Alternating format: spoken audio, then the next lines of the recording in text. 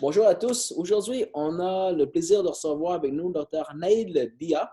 Dr. Dia est dentiste. Il est aussi propriétaire de clinique et on aimerait avoir son avis sur la situation de la crise. Dr. Dia, bienvenue. Bonjour, ça va bien? Très bien, vous?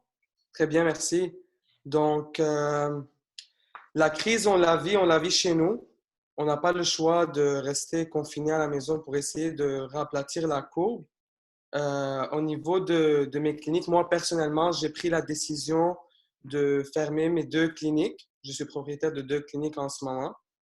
Donc, j'ai pris la décision de fermer les deux cliniques car on n'a pas l'équipement nécessaire en ce moment pour traiter des personnes qui pourraient être infectées du COVID.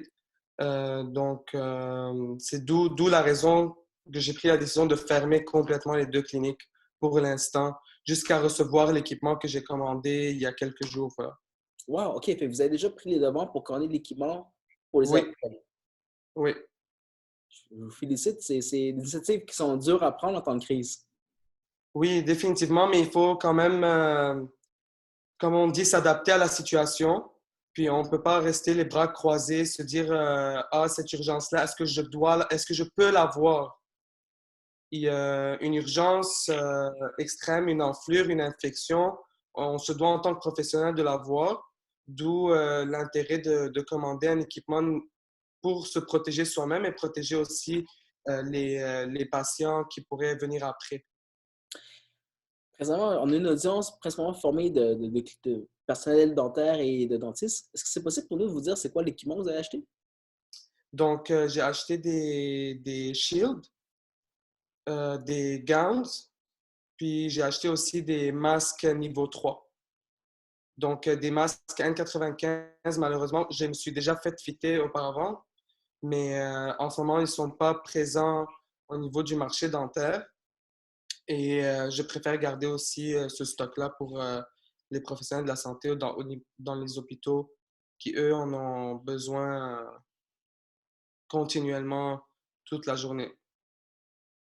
Donc, Autre que cet effort supplémentaire que vous avez dû faire, comment vous vivez cette crise? Parce que vous avez deux cliniques, donc deux équipes à gérer, deux clientèles.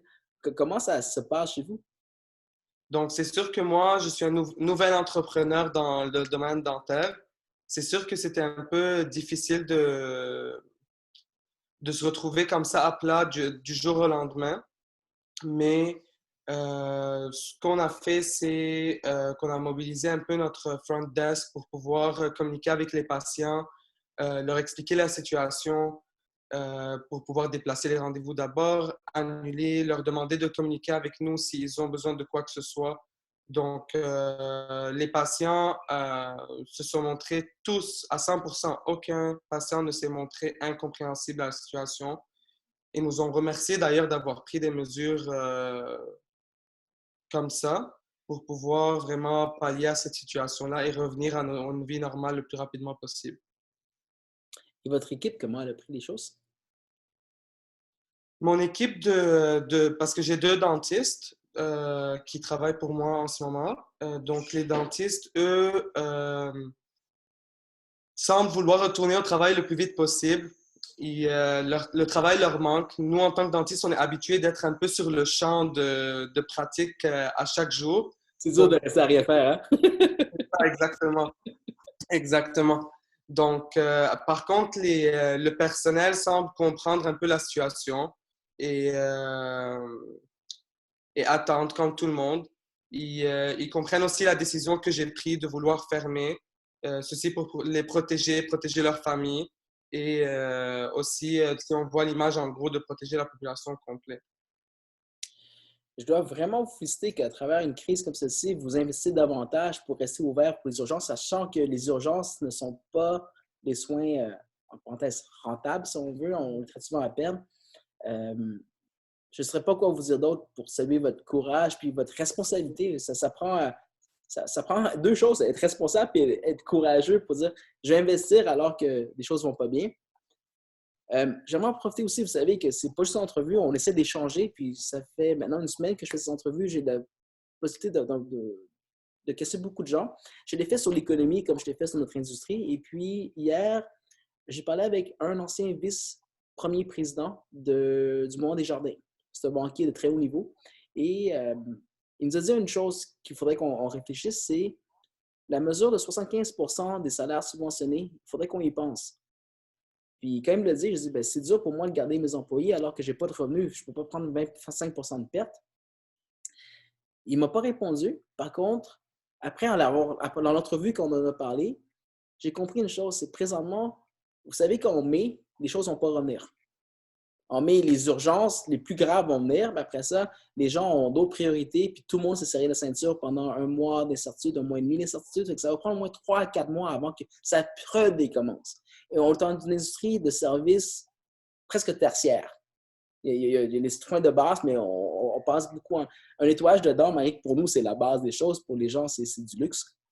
C'est-à-dire que il faut comprendre la position qu'on est. Comme industrie, là, on tient beaucoup plus haut dans la pyramide. Puis si la pyramide tombe, on est parmi les premiers à passer. Puis ça va être across the board.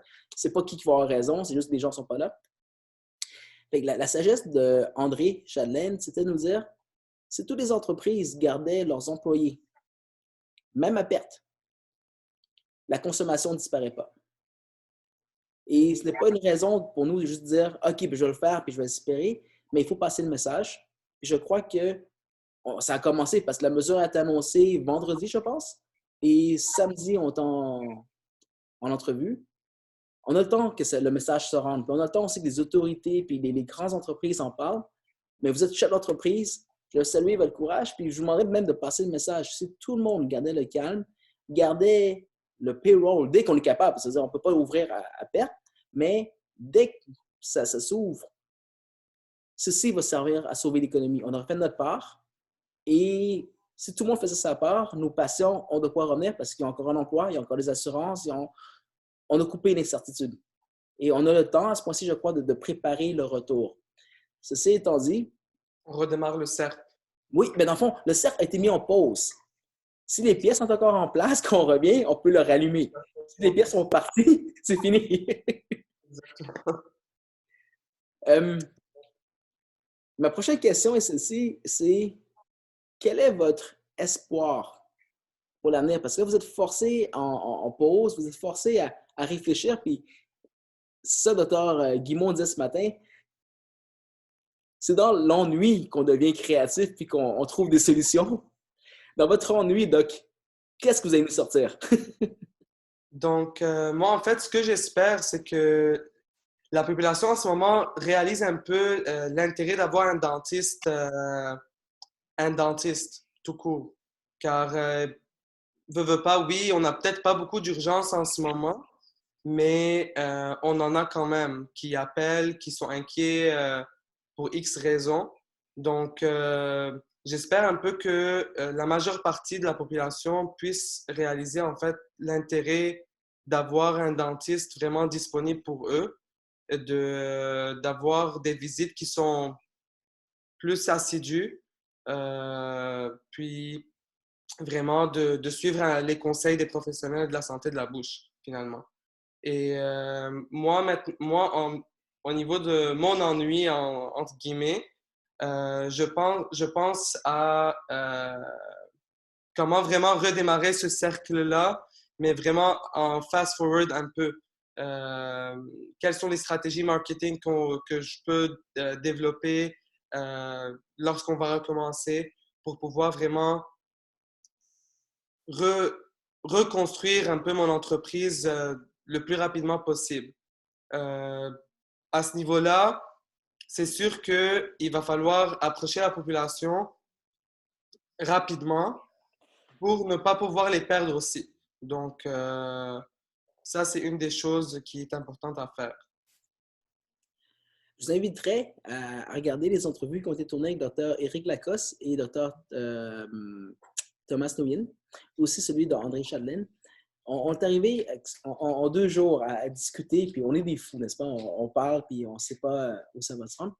Oui. Mais en l'espace de 2 jours, voici ce qui arrive. Vous savez que le problème est beaucoup plus large. Notre industrie au complet connaît un problème de PR. Notre réseau au complet connaît un problème que si 25% des PME disparaît, nous, on est composé à 85% de PME. ça veut dire que plus de la moitié des cliniques risquent de disparaître. Puis, ah oui, ben c'est ça naturel. Ça. Je pense pas que c'est une façon de voir les choses à ce point-ci. On va essayer d'être solidaire. Exactement. Et il y a aussi cette peur que beaucoup de dentistes vont céder à la pression, qu'ils vont vendre à des gros regroupements. Je pense que c'est un choix personnel. On ne va pas dire c'est bon ou mauvais, mais ce serait bien d'avoir le choix et non être forcé. Et par-dessus ça, savez-vous qu'on a une cohorte d'étudiants mondiale de dentistes qui ne gradueront pas. On ne sait pas comment faire pour les graduer parce que les cours ont été coupés à partir du congé de Spring Break. Et depuis, les cours ont repris seulement en ligne. On est une industrie où on a besoin de travailler avec nos mains et avoir des quotas. Dr. Thomas de Harvard disait que là, actuellement, il se demande comment faire pour faire gratuit ses étudiants. C'est pas à lui à trouver la solution, mais il se grattait la tête. Puis les normes professionnelles n'ont jamais été abaissées. Puis à raison, on ne peut pas dire à quelqu'un de graduer même si tu n'as pas fait tes cas. On sait aussi avec mais dans le fond, il faut comprendre que nos horaires vont être à moitié vides. Bien, parlant de Dr. Lacoste, c'est ce que je veux dire. En temps de crise, là, lui, ce qui l'inquiétait, c'est d'avoir moins de ressources pour aider les autres. Il a reçu des prix sur des implications communautaires. Puis c'est un parodontiste, il réussit, puis il vit bien. Là, mais on s'est dit, hey, en temps de crise, on devrait faire une chose. Pourquoi on ne commence pas à ouvrir en mai? On a 75% de salaire subventionné pour l'instant. On sait que pour garder l'économie, il faut le garder en place. Si on paye nos employés à rien faire, ça va créer d'autres problèmes. Pourquoi on ne fera pas nos patients? Puis après ça, regardons quel genre de cours. Les gens qui auraient le plus contribué dans la crise, on devrait peut-être leur dire merci, comme un peu les gens qui retournent de la guerre, ou les gens qui auraient été le plus touchés ou oubliés par la crise, on va aussi leur tendre la main. Puis là, on a une cohorte d'étudiants qui ont besoin de pratiquer. Exact. Et ces cohortes d'étudiants ne sont pas nécessairement où les universités sont parce qu'ils ont été renvoyés chez eux, parce que tous les dortoirs ont été vidés. Et là, il y a plein de red tape que je viens de faire là. Mais c'est un début de solution à dire, si on recommence, on va recommencer dans la collaboration, on va relancer notre propre industrie à prendre soin des nôtres et des autres. Et je lance l'idée pour y penser, parce que si, à votre âge, vous avez 2 cliniques, ça veut dire que le drive, vous l'avez. Puis on a besoin de gens sur le terrain qui vont dire, mais voici ce qu'on pourrait faire. Mais la proposition est assez simple, c'est qu'il faudrait que tous les propriétaires, pas juste les dentistes, mais tout le monde garderait leurs employés au moins pour un certain temps, pour garder la stabilité. Pour que quand la machine redémarre, les pièces sont encore là. Nos horaires vides, voyons attendre la main aux gens les plus qui ont été touchés par la crise plus que nous, malgré qu'on été très touchés. Et si on avait le temps, on a plus de temps, laissons les étudiants nous aider à soigner ces gens. On va pouvoir les aider à graduer. Et si ça s'est fait comme mesure générale à travers le monde, parce que le problème n'est pas juste local, c'est le problème partout. On a désengorgé les universités. On a travaillé à notre propre relève. Puis la relève, comme d'ailleurs, on était de la relève il n'y a pas si longtemps. Ça fait un peu de temps pour moi, là, mais je viens de dire pas si longtemps. Et on aurait retravaillé à construire nos propres liens pour arrêter d'être des compétiteurs. Je trouvais que ça commençait à donner une belle histoire à raconter. Qu'est-ce que vous en pensez? Je suis vraiment très, très belles idées. Donc, surtout le fait de pouvoir tendre la main aux personnes qui ont souffert à travers cette pandémie va donner un très gros push à l'entreprise, quelle qu'elle soit. Puis, pouvoir aussi aider à désengorger les universités. Encore une fois, c'est une super belle idée pour pouvoir, en fait, dénouer un peu notre système dentaire pour pouvoir vraiment faire continuer les choses, faire évoluer les choses. Définitivement partant pour ce genre d'idées-là. Dans le fond, je pense qu'il faut juste qu'on arrête de se regarder le nombril puis de se regarder en tant que groupe, parce que si le groupe disparaît, on a disparu aussi. Ça, c'est une réalité. C'est une réalité qu'on a pris pour acquis, mais non, aujourd'hui, c'est vrai, si notre groupe disparaît, même ceux qui vont rester en vie, ce ne sera pas les meilleurs, là, parce que les choses sont complètement changées. Et, Dr. Diaz, si je vous demanderais, à travers les prochains temps, qu'est-ce que vous pensez faire, autre que revenir au travail, là, mais les prochaines 2 à 4 semaines, qu'est-ce que vous pensez faire pour prendre le levier maximum de cette pause forcée? Moi, personnellement, je pense vraiment à réviser les protocoles au niveau de mes cliniques pour pouvoir réviser les protocoles de mes cliniques et vraiment faire mes lectures personnelles pour pouvoir améliorer moi-même aussi mes connaissances, mes habiletés, pour pouvoir encore offrir plus de services, être plus à l'affût des dernières innovations en dentisterie pour être à la page encore. J'adore votre réponse parce que je vais, encore une fois, maintenant que j'ai fait tellement d'entrevues, j'ai tout de ça que les autres m'ont dit. Docteur Alain Aubé, que je salue, a amené une idée folle pour le développer pendant qu'on est en entrevue. C'est pourquoi vous ne preniez pas votre mois de congé forcé là, pour banquer vos 90 heures de cours. Et on va pousser les spécialistes, les gens qui ont quelque chose à enseigner, à les faire en ligne. Puis en ce temps de partage, on va espérer que tout va se faire de façon volontaire et gratuit. Il n'y a rien de gratuit, mais je pense que c'est juste un bon acte pour la société. Je sais que le docteur Alain Aubé va faire un double down dessus. Puis, à chaque dentiste à qui je parle, je force la main. Fait qu'ils n'ont pas le choix. Si on dit oui à l'écran, ils vont le faire. Fait que je lance le défi à tout le monde, tous les dentistes. Essayez de faire en sorte que, à la fin de ce congé forcé, parce que vous n'aurez pas le temps, vous allez être très occupé après, pourquoi vous ne banquez pas vos 80 heures de formation continue? Et si des universités, pas les universités, si des ordres nous refusent, on leur passera la main parce que ça se pourrait que même leurs membres, la direction a dû prendre ça pour payer leurs heures.